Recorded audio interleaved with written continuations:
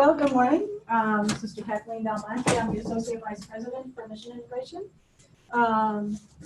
So what I would like to do this morning during our time together is review very quickly a little bit about this great, rich legacy of healthcare that is yours and mine from the sisters who came before us.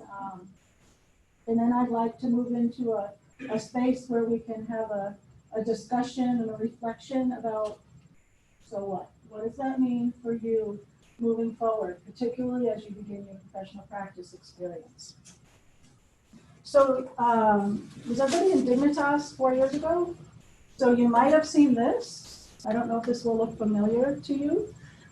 This is a special copy of the Rule of St. Benedict. The Rule of Benedict is what guides the Benedictines around the world.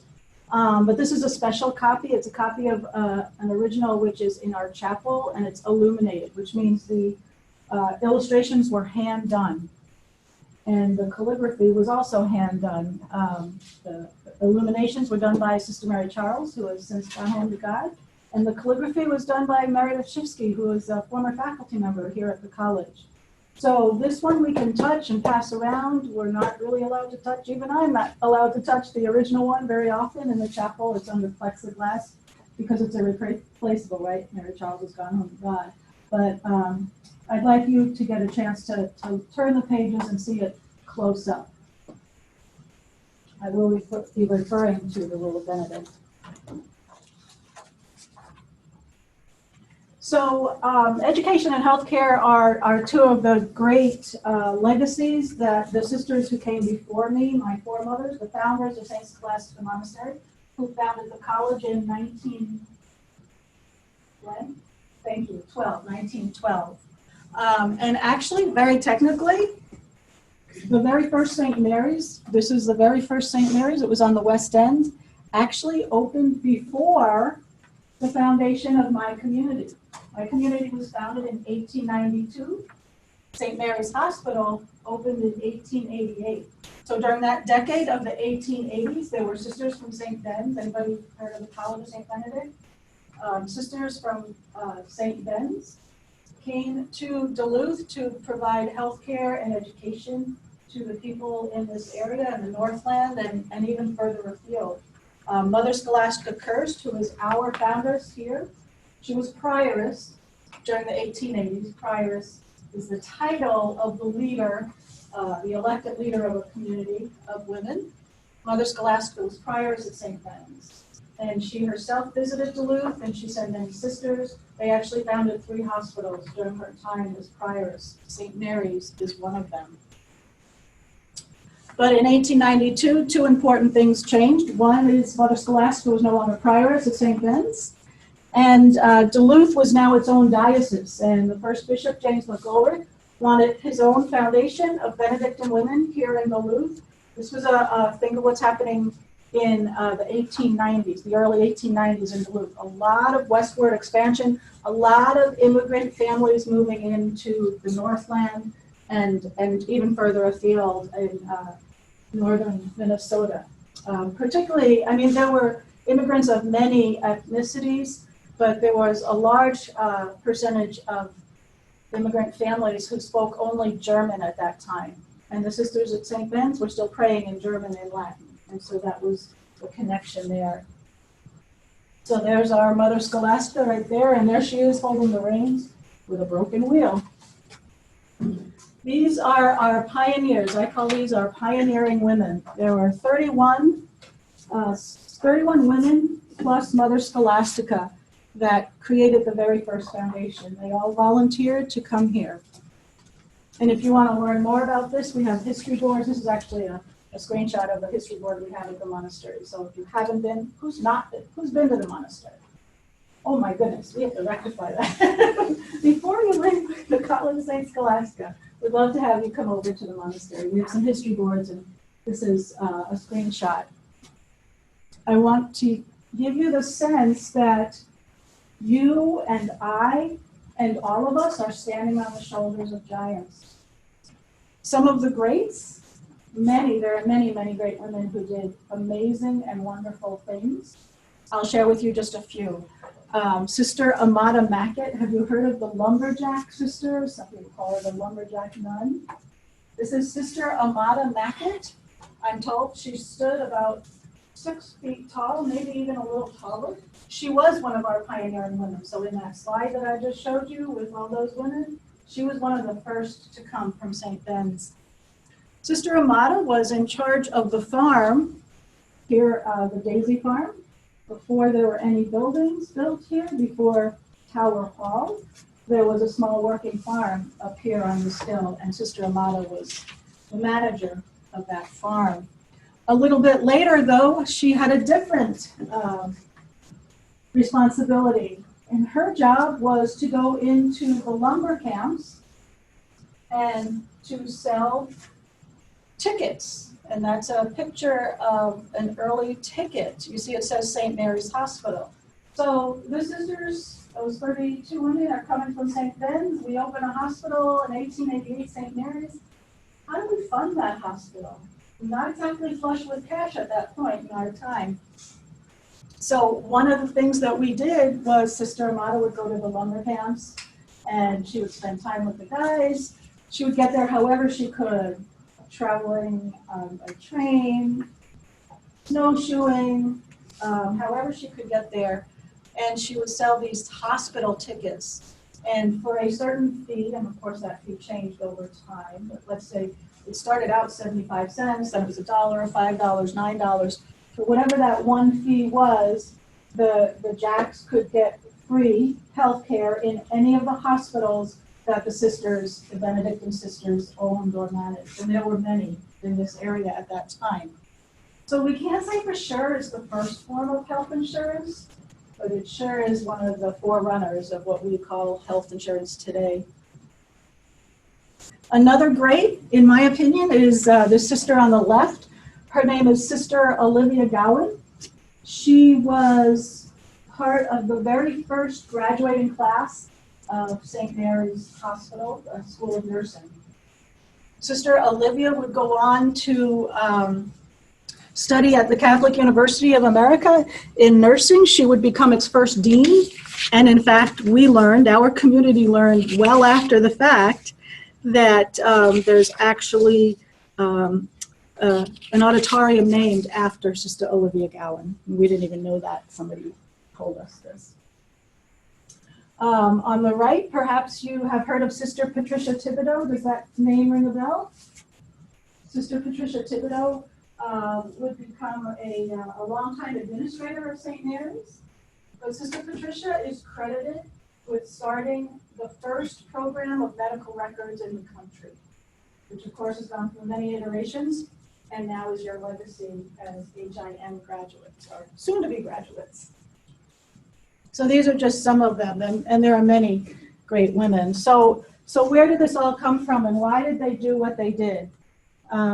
It goes back to who we are as Benedictines, and who is that? That goes back to St. Benedict and St. Scholastica, and you might recall they were twins born around the year 480 into an upper-class family in Nursia, Italy. Benedict wrote his rule, which is really this, it's very small. The 73 chapters packed into this tiny little book. But he wrote his rule as a guide for living in community. How do we do this thing that we call community? How do we do it well? How do we do it with integrity? And Benedict borrowed literally, I would say, from other rules that had been written up to that point in time. But he did something very uniquely his own that had not been done prior to his day.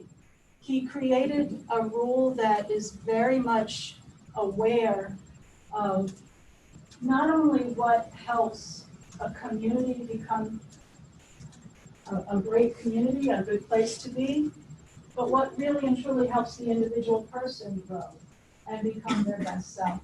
So somehow, Benedict, after many years of living in community and probably a lot of ups and downs in community life, fashioned his rule so that it could sort of be a dance of a both end, focusing on this community. He's all about community. That's why he wrote the rule, right? A guide for living in community. And yet I would say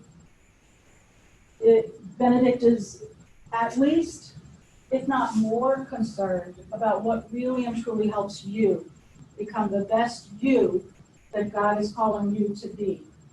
And that's going to look different from you to you to you to you to you. So for example, Benedict, very, very practical man. In his tiny little rule, he talks about how much food and drink the monks should have. He talks about when to pray, what songs to say, change it up during harvest time so you have more time to be outside. So in his section where it talks about food and drink, what do you think? Should everybody get the same amount of food and drink? Seems kind of equitable. Benedict says no. No. Not everybody should necessarily get the same amount of food and drink. Everybody should get what they need. If one person needs more, they should get more, if that's what they need. Not want, need. Two different things, right? If somebody needs less, they should get what they need, which is less. And that was a very different thing in Benedict's day, this kind of, this balance and this, I don't know that he would call it individualized because it's this constant back and forth between the individual and the community.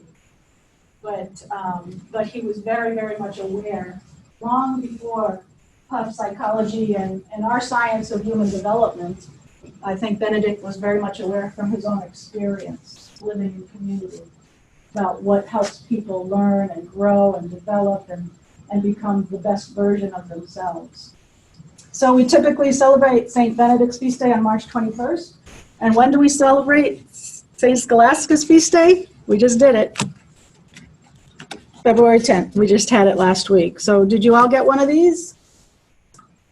Well, I have some extras if you would, then I'll pass them out at the end.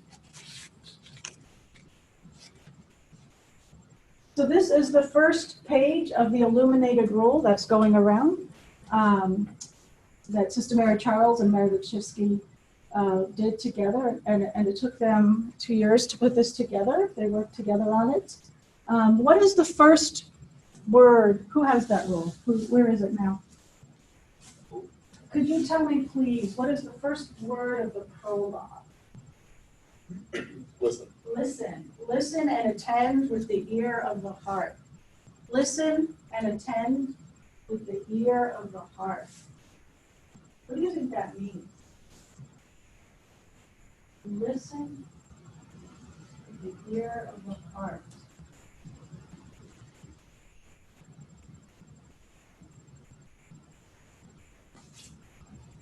What do you think? Do you think he's talking about the kind of listening where, yeah, blah, blah, blah, blah, blah, blah, blah, I pretend I'm listening to you, but I really have this thing I want to say because I know I'm right, and boy, I'm going to get that out of my mouth as soon as you're done talking? Do you think that's the kind of listening he means? Listen and attend with the ear of the heart.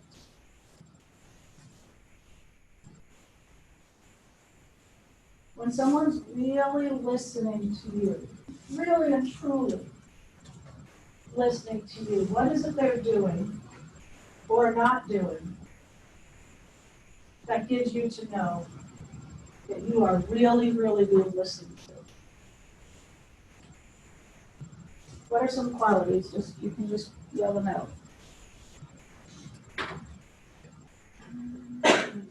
Okay. They're looking at you, perhaps making eye contact if that's appropriate in your culture. Yes. Yeah. Good. Good. What else? Head nods. Okay. Yeah, exhibit A. Good. They're communicating to you through their body language. Maybe they're facing you rather than, yeah, whatever. What else?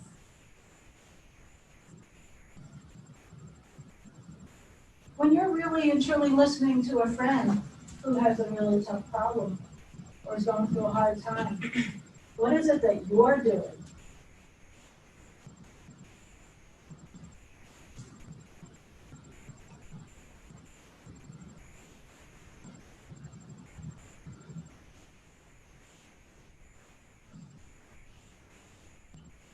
I think Benedict is asking us to listen so deeply and so attentively that I am willing to temporarily put on hold what I think I might want to say so that I can be fully, as fully possible, present to you in this moment. So much so that I'm willing to allow the possibility that what you say or that this interchange might even change or transform me. That takes listening to a whole different level, doesn't it? Certainly not the kind of listening I grew up with. And I'm not saying it's an easy kind of listening. I personally sometimes find it very difficult. It takes practice. But it is the kind of listening that I think is at the heart of Benedict's rule, and it's what we are called to strive for. So you know that we have 5 core values. They are drawn from the Rule of Benedict. And so let's go through the 5 core values. And I know you've been through these when you were first-year students and perhaps subsequently, but you know you're much more mature now. You've been through several years of college. You're about to graduate. You're about to go out and experience your professional practice time. So as I go through these values, I would like you to be considering and reflecting and thinking about what do these mean for you now? Maybe they meant something for you when you were a freshman, but what do they mean now? And what do they mean as you go into the workforce as a professional? So our first core value, community. What does the college mean? And these are examples. For example, sharing the responsibility to create and support the kind of community that you would be proud to be part of. So community is not a passive sport. It's an active opt-in endeavor. If you see something that you don't believe is right that's happening, maybe you need to speak up and say so. And if you don't see something happening that you think should happen, you have a great idea, it might be your voice that needs to be heard to spark that change. Community is an active opt-in endeavor, and the responsibility belongs to all of us. When we talk about community here, we're also talking about creating a climate which promotes a sense of community, right? What I just talked about, Benedict wrote that book for living in community, while also valuing the uniqueness of the individual. It's a both and we never want to lose the uniqueness of each individual person. And we're also talking about manifesting an ability to be adaptable to circumstances, but without compromising our own values. When we talk about hospitality here at the college, what does that mean? For example, creating a welcoming atmosphere, both personally and institutionally. Listening and responding sensitively to all, that's right out of the first line of the Rule of Benedict. Extending warmth and acceptance to all. And welcoming new ideas and being open to change. When we talk about respect, what does that mean? For example, and these are only examples, cherishing and promoting the worth of all human life, treating persons with dignity and reverence. There is nothing that you need to say or do to earn dignity. How come? That dignity is already yours. By virtue of the fact that you exist, you inherently own that dignity. It is part of who you are as a human being. And nobody can ever take that away from you. I realize, unfortunately, it doesn't mean we are always going to be treated with the dignity that is ours. But it never changes the fact that that dignity is already deep within you. We're talking about honoring and supporting the spirituality of each person. There are many ways to understand and experience and talk about the divine. I will not force my spirituality on you. I will try to respect your spirituality, and I would ask that you respect mine as well. When we talk about respect, we're also talking about valuing the dignity of all work. There's no work that's better or worse, forgive my grammar, than any other work. And if we think so, it's because we attach those meanings to that work. And we're talking about promoting the participation of all persons in decisions that affect their lives. Some people think of that as connected to the concept of subsidiarity. And that last bullet is actually right out of the Rule of St. Benedict in chapter 3. Benedict talks about whenever an important decision is to be made that affects all members of the community, you call all members of the community together and you listen with the ear of the heart to each member. How come? Benedict actually says in his rule, chapter 3, God often tells the younger what is best. That's kind of handy for me because I have to be one of the younger members. So I might not focus so much on that in 20 years. Stewardship, utilizing human resources responsibly, providing the wise and respectful use of all material and monetary resources, promoting the prudent use of resources and energy. Before I came here, that was pretty much, that third bullet was pretty much how I thought of that word stewardship. It never occurred to me that that fourth bullet could be an example of stewardship. But look at it. Finding time every day for work, play, and prayer to promote physical, mental, and spiritual growth. There's that balance that Benedict is so known for. And love of learning, preserving the intellectual and material heritage entrusted to us by past generations, transmitting the treasures of human culture to new generations, which kind of makes me think of a college classroom, creating scholarly, artistic, and scientific works which enrich and enlarge human life. And as you finish your time here at the college and you move into your professional life, you will also be contributing to creating scholarly, artistic, or scientific works to enrich and enlarge human life around you where you live and work. And we're also talking about integrating both thought and action as complementary aspects of a full human life. So it's a thinking and a doing, it's a both and. So, when did you study the ethics, the AHIMA ethics? How long ago? Sophomore year, junior year? Please, you don't remember?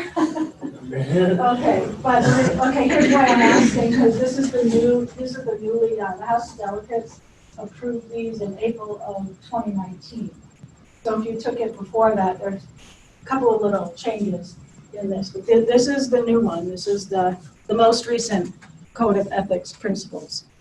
And in a little while, we're going to do an exercise, and you'll get these, so you don't need to write these. I'll give you a copy with these on it, but I'm going to read it out loud. And again, so we just talked about the values, and as I read the principles out loud, and most of them you'll be very familiar with because there aren't a lot of major changes from the previous version.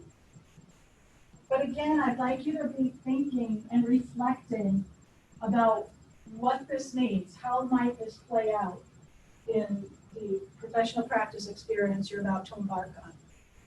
So there are actually 13. There used to be 11. Now there are 13.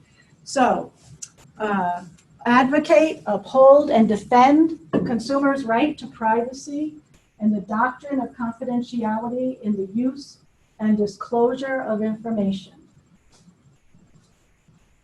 And I'm sure none of this is going to be new to you. Put service and the health and welfare of persons before self-interest, and conduct oneself in the practice of the profession so as to bring honor to oneself, their peers, and to the health information management profession. Preserve, protect, and secure personal health information in any form or medium, and hold in the highest regard health information and other information of a confidential nature obtained in official capacity taking into account the applicable statutes and regulations.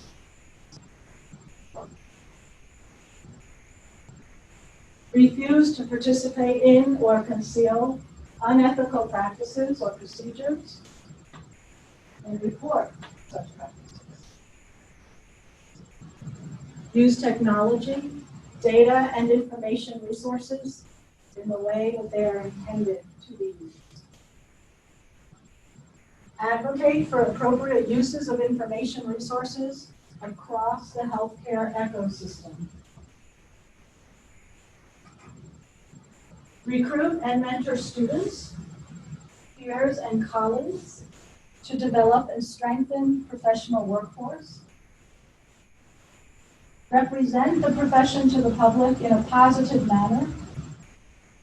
Advance health information management knowledge and practice through continuing education, research, publications, and presentations. Perform honorably Health Information Management Association responsibilities, either appointed or elected, and preserve the confidentiality of any privileged information made known in any capacity.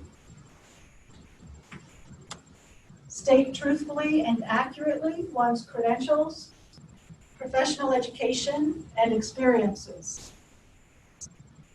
Facilitate interdisciplinary collaboration in situations supporting health information principles. And respect the inherent dignity and worth of every person. So as an HIM student, as a soon-to-be professional, these are your code of ethics principles that you agree to abide by.